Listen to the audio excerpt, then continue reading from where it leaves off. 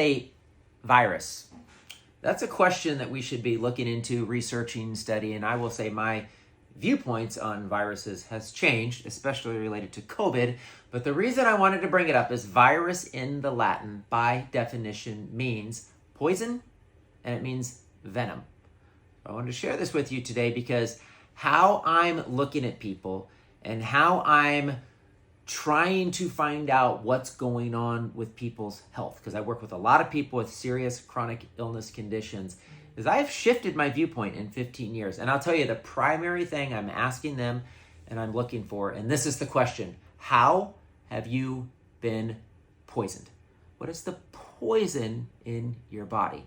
Because you think of all the disease conditions out there, you think of God and how good he is and how amazing his design is, how amazing the human body is. How are we struggling with so much chronic illness and disease? We've been poisoned. And who has poisoned us? You guys know the answer to that. I will answer that because I'll just give you my opinion.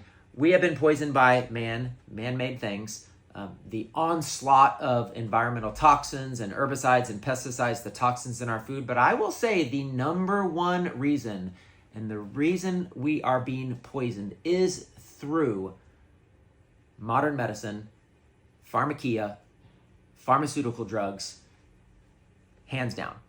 And I can confidently say that after seeing people with chronic illness for 15 years and seeing how a huge portion of the time it was caused by the medical industry, caused by a drug, a pharmaceutical drug, caused by a vaccine, caused by an antibiotic, and on and on and on and on and on.